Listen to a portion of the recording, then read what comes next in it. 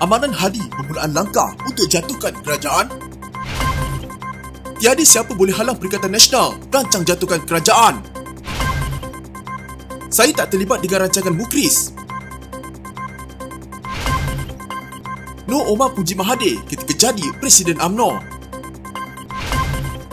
Puan Eng Dedah pernah diugut Mahathir?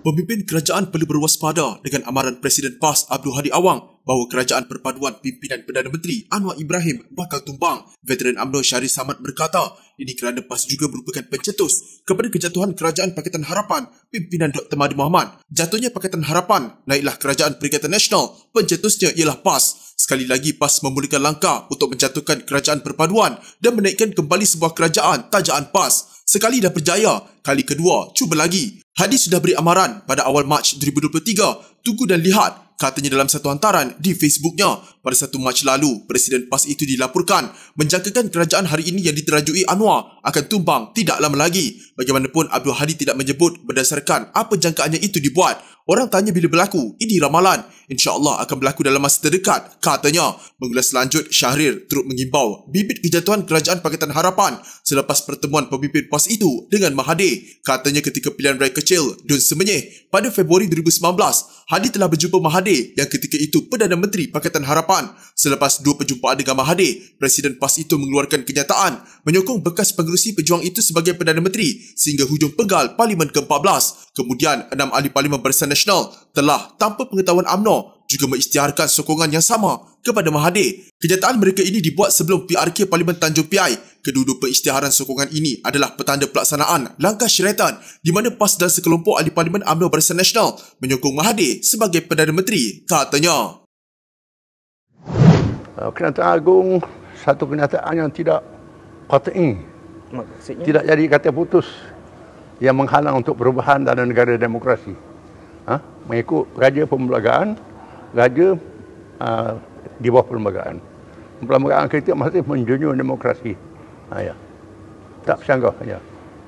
Gabungan Perikatan Nasional berhak untuk merancang aktiviti menumbangkan kerajaan perpaduan, kata Presiden PAS Tan Sri Abdul Hadi Awang. Menurut beliau, aktiviti itu dibolehkan kerana ia adalah berlandaskan kepada prinsip demokrasi. Itu satu kenyataan politik kerajaan perpaduan tumbang dan biasa berlaku dalam politik. Undi tidak percaya dan dapatkan SD, iaitu akun bersumpah penyokong kerajaan berpaling tadah. Itu berlaku. Memang kita berhak merancang. Tidak ada siapa yang boleh halang. Kita nak merancang. Katanya memberikan respons kepada kenyataan Perdana Menteri Datuk Seri Anwar Ibrahim yang meminta Abdul Hadi agar berhenti menggigau susulan kenyataan dikeluarkannya mendakwa kononnya kerajaan perpaduan akan tumbang. Anwar sebelum ini berkata terpulang kepada Abdul Hadi yang juga timbalan pengerusi Perikatan Nasional untuk membuat perancangan sedemikian.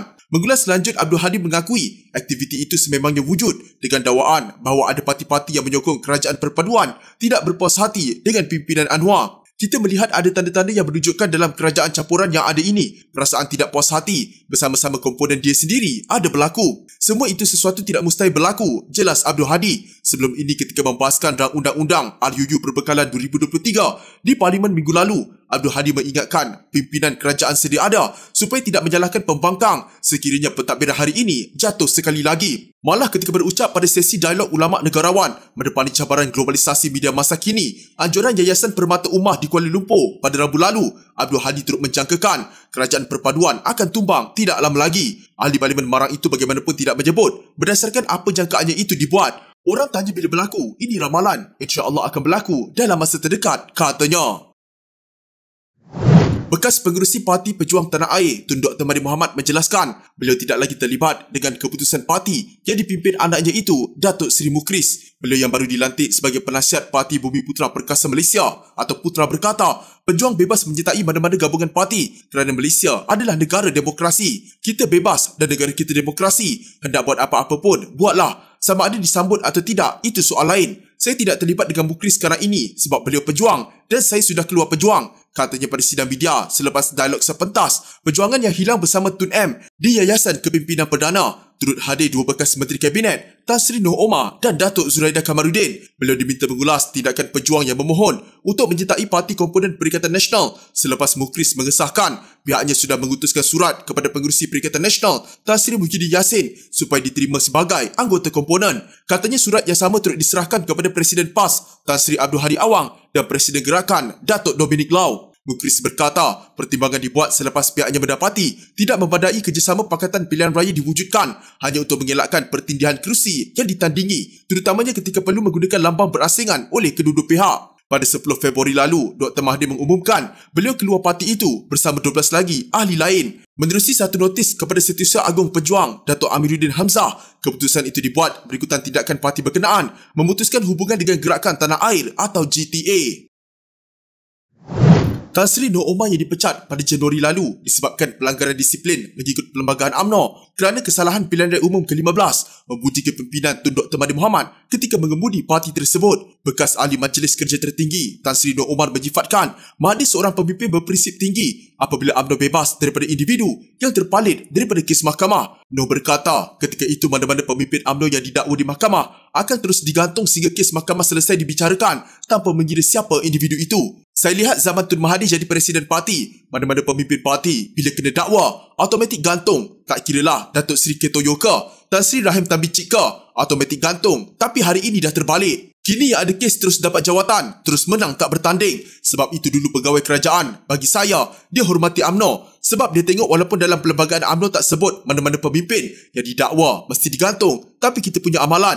Sebab pegawai sudah nampak bagus UMNO ini, walaupun tiada undang-undang, mana-mana pemimpin berhadapan tindakan jenayah digantung. Kerana apa? Pegawai-pegawai kerajaan pun tata tertib sama. Mana-mana pegawai kerajaan didakwa di mahkamah, maka dia digantung, ditahan kerja. Tapi kita hari ini dah terbalik. Bagi saya, bagaimana pegawai kerajaan nak hormat pemimpin UMNO? Mereka akan cakap, aku pegawai kerajaan kena dakwa, aku kena tahan kerja. Ini pemimpin UMNO sedang bicara, terus jadi TPM. Jadi UMNO dah hilang dia punya perjuangan. Katanya pada sidang media selepas dialog sepentas, perjuangan yang hilang bersama Tun M di Yayasan Kepimpinan Perdana. Turut hadir bekas Perdana Menteri Tun Dr. Mahathir Mohamad dan bekas Menteri Kabinet Datuk Seri Zuraidah Kamaruddin. Bekas Ahli Parlimen Tanjung Karang itu menambah, bagaimanapun UMNO kini sudah terbalik apabila pemimpin yang memiliki kes mahkamah bukan sahaja kekal sebagai presiden tetapi dilantik sebagai timbalan Perdana Menteri. Noh menambah ketika UMNO di bawah kepimpinan Mahathir, mana-mana individu yang hendak dipecat akan dibincang dalam mesyuarat Majlis Kerja Tertinggi terlebih dahulu sebelum keputusan dibuat. Zaman Tun Mahathir, kalau nak pecat orang, MKT akan bawa kes dalam mesyuarat, dibincang dan dibahas. Macam kes Lokman Adam. Kes Lokman Adam sebelum dia dipecat dibahas. Undi majoriti siapa setuju dipecat, siapa setuju tak dipecat. Itu barulah ada nak kata demokrasi. Rule of law, kita kena ikut. Proses sekarang dah berbeza. Presiden masuk-masuk, mesyuarat MKT. Sebut, saya nak umum Khairi Jamaluddin dipecat. Noh digantung. Siapa pun tanya macam mana boleh buat keputusan. Ini ialah keputusan. Setelah dia dapat nasihat daripada lembaga disiplin. Saya kata, saya kena dipanggil lembaga disiplin pada hari Isnin depan. Hari ini sudah jatuh hukum. Mahkamah belum bersidang. Macam mana boleh jatuh hukum? Dia buat UMNO dah macam suka hati dia nak buat. Ini sampai nak bertanding. Siapa yang tengok lawan dengan dia, Zahid, digantung. Tak bolehlah bertanding. Sebab itu bila UMNO dah hilang perjuangan. Jadi kalau dulu UMNO jadi parti dominan, jadi tempat orang Melayu bergantung membuat dasar-dasar membela dari anak orang miskin, boleh jadi profesional. Itu memang dasar UMNO, tak boleh dinafikan. Tetapi hari ini dalam UMNO dah hilang perjuangannya. Bagaimana nak memimpin negara? Kalau nak memimpin negara dulu, kita dominan. Sekarang melukut di tepi gantang. Kita dah jadi third division, katanya.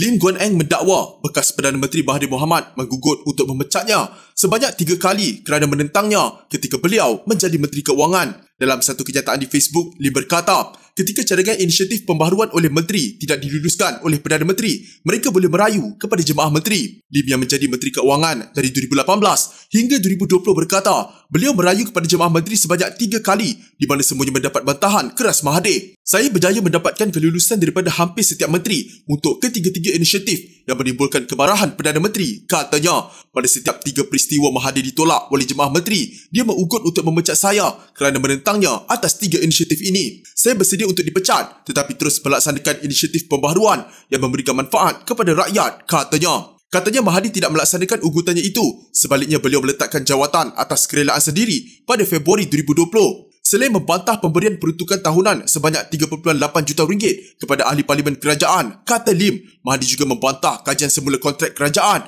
yang diberikan tanpa tender terbuka. Pengerusi DAP itu berkata, Mahathir turut membantah pengurangan 18% Tol Lebuh Raya Plus sebagai langkah pertama ke arah pemansuhan tol.